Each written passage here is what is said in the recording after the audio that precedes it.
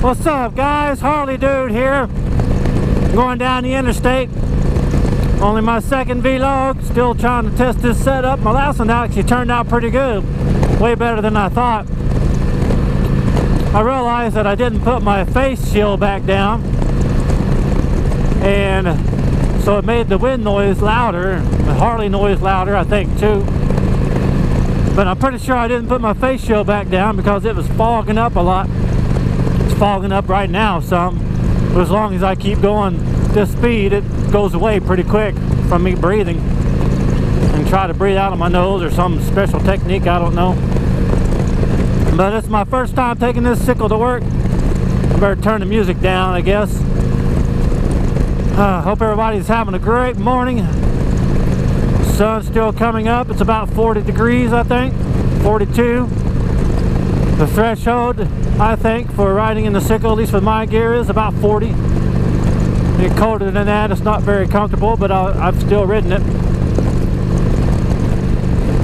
I think once I get my habits down to how to do this stuff, I'll have some notes on my phone and have a subject in mind.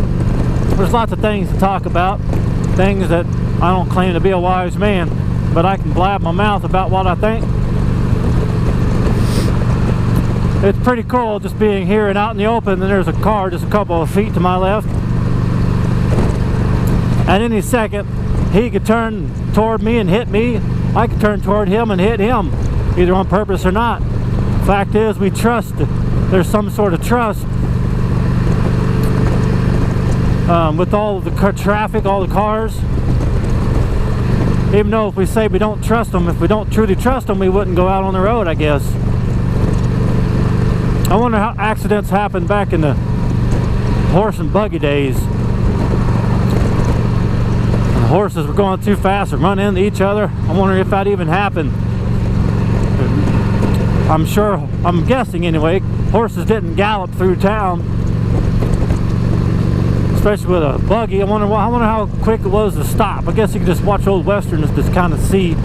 That's all we have to go by, is either westerns, since film excuse me, didn't really exist back then. Pictures existed, I think. I don't think video cameras existed. If they did, it wasn't very much, and wasn't any audio too.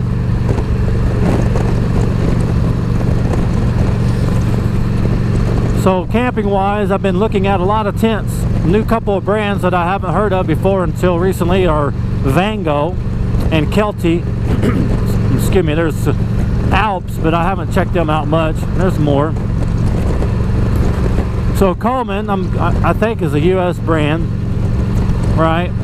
But Coleman, they don't use anything but cheap parts, Field and Stream. I really haven't done a lot of research. Just only going in the stores and looking at them.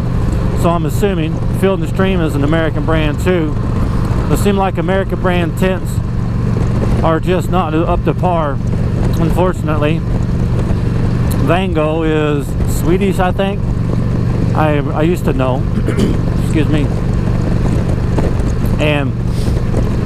But all these other tent companies are, you know, a good tent is a couple $100, whereas your Walmart Trail, Ozark Trail brand is, you know, 30-40 bucks for a 3-4 man tent. And Kelty good hiking tent that uses aluminum poles and gets the lighter. Dang, look how close that truck is. I could about reach out and touch that thing, like the old AT&T commercial. Reach out and touch someone.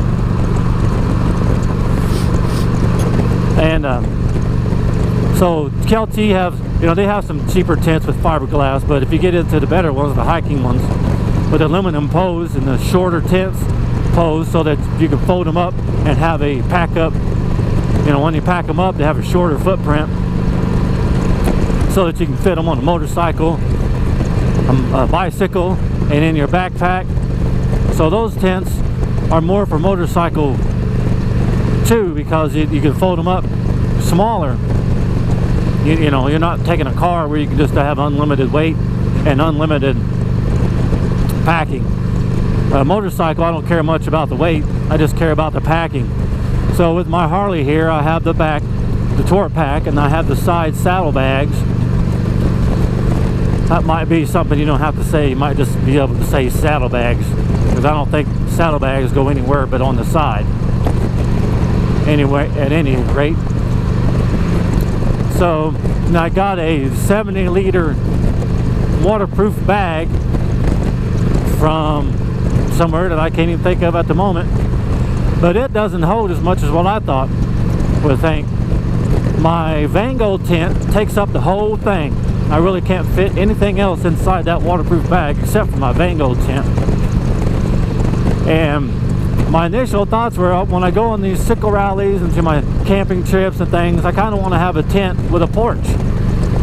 So I've done a lot of research and tried to measure out with my tape measure and visually imagine it and measure my tour pack, what I could mount on it. So then I decided on this Vango tent that I have on my YouTube channel, a video or two, and it's just too big. Ultimately, I think I might be able to fit it on there, according to what else I fit on there, but the Vango tent cannot fit in my 70-liter bag with my other stuff, so I have to keep the tent separate, which is okay. The only thing I have to worry about is the rain with my gear. If I put it on the back of my tour pack and it rains, it doesn't matter if my tent gets wet. I could put the tent upside down, and I don't think it's waterproof, the bag that comes with, which is okay too, because if it gets wet, it's the tent, no big deal. And then I can reserve my 7-liter bag for everything else, my chairs, clothes, and I'm only going to go on a 2 or 3 day trip at a time, and I don't need that much. So, and I got the other, the saddlebag and stuff, but at the same time, I need to make sure I have my tire repair kit, my pump, my tire pump, 12-volt tire pump, which I haven't bought yet. I need to get that. And also have my tools, camping gear, or other camping gear, I wonder why the speed limit 55. I'm just going to go with the flow of traffic though.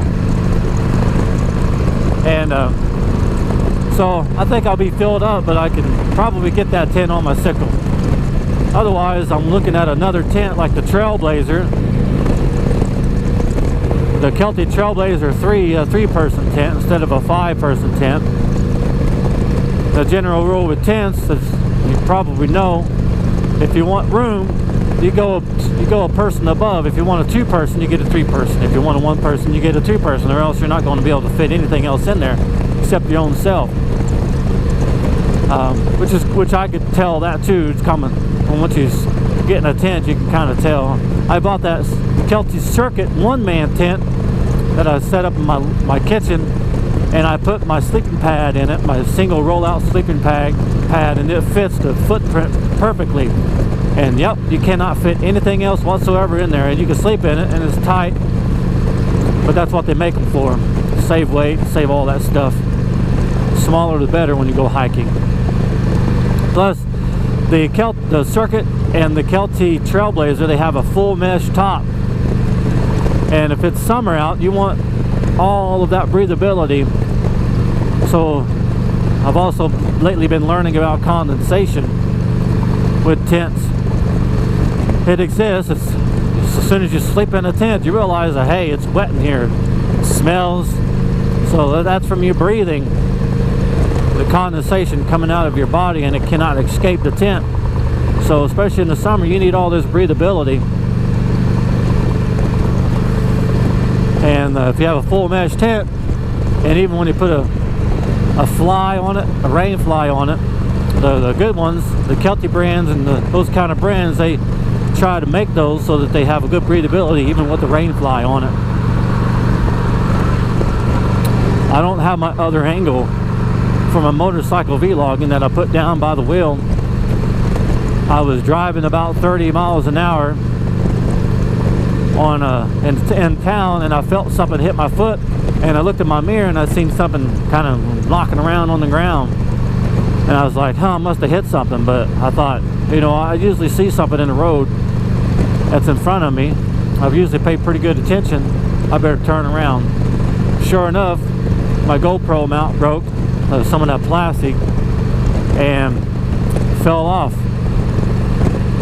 So it's a good thing I stopped, or I would have been a minus a GoPro. Somebody would have stopped and seen that and snatched it up. I would do the same thing. Finders keepers.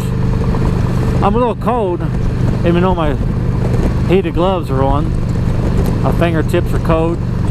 My feet are chilly. It's not freezing, but I didn't wear my wool socks because I didn't want to. I'm going to work. As soon as I get to work, I got to shed off my layers. I do have my long johns on and my onesie thing on. And I didn't want to have to strip down totally when I get to work. I'm going to ride in the middle here, try to avoid some of those bumps. Excuse me. Alrighty, well that's enough blabbing for now. I'm gonna crank my music up. Probably lift my windshield, get my face cold, but it keeps it from fogging and gives me a little freedom. I'm proud to be. Can you see my flag in my mirror? Hoorah! Semper Fi Marines. I love all of the branches, but I'm partial to the Marines naturally because I was in the Marines. I thank all of you for serving, and I'm proud to display that flag right there, the American flag. And I'm going to get me a U.S. Marine Corps flag and maybe another flag. And I'm still learning the etiquette of flag displaying on a motorcycle, but I think I know what I need to do. You just put your American flag in the center, and it needs to be higher than the other flags because that's the most important one. All right, peace out. This is Harley Man. Thanks for listening and tuning in.